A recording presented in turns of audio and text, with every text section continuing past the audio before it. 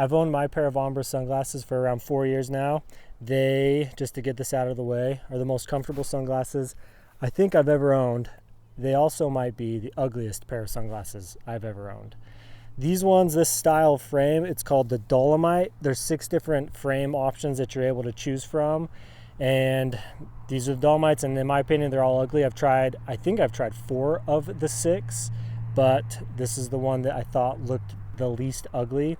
They just barely introduced a new accessory that attaches to the side here. It's called a side shield. It's a piece of rubber that attaches to the side, and it blocks any sunlight from getting through on the sides.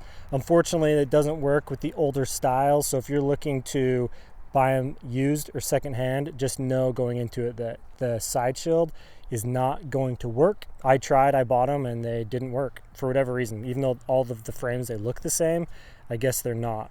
And I would just buy a new pair and buy the side shields, but these sunglasses and the accessories are not cheap. The price ranges from the lowest being their blue blockers at $130, and then it goes all the way up to $445 if you want them in a prescription. For most people though, it'll just be a choice between 2 different lens types. Zeiss makes all the lenses.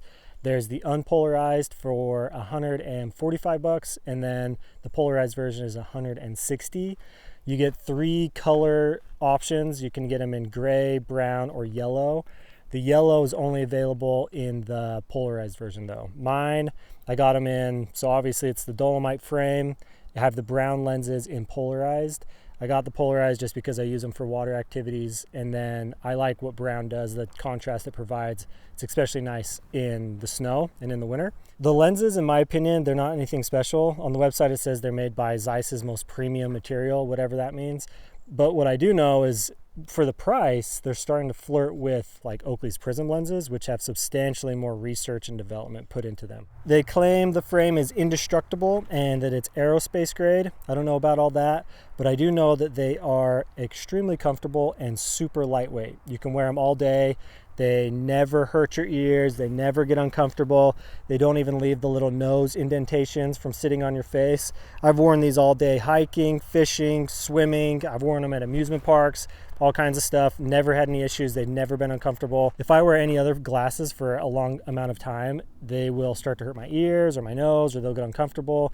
There's no issue with these. They don't do that at all. They just are comfortable the whole time. The cord, which is why I'm sure you're actually here, the kind of the gimmick of the sunglasses, does not disappoint. There's no issues with the system. It doesn't catch on anything. It's super smooth. They do, I mean, like I've done this a million jillion times, wet, dry, hot, cold, it doesn't matter. Never have any issues. And that's kind of the whole gimmick, right? Is that with the cord, it does 2 main things. Holds them against your face so they're not going anywhere. So if you start to get sweaty or you're swimming or whatever, they never slide down. And then when you need to take them off, they just sit here ever so nicely, and you just pop them back on when you need them, take them off.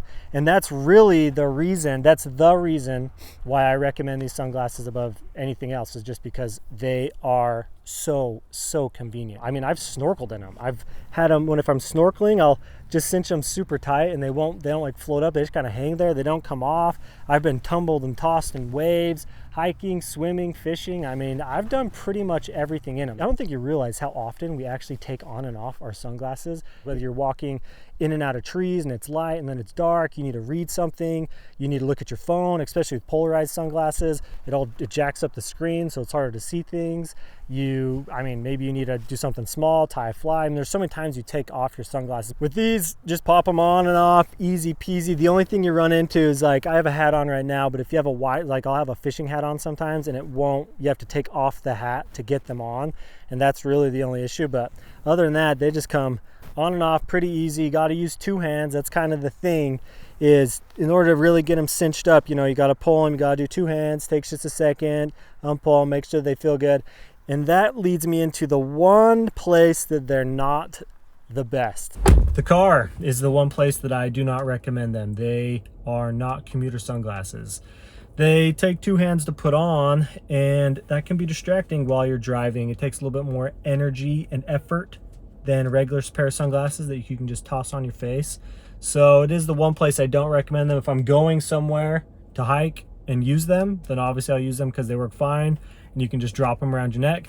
But if you're looking for commuter sunglasses to drive to and from work, on a date, whatever, these are not the sunglasses for you.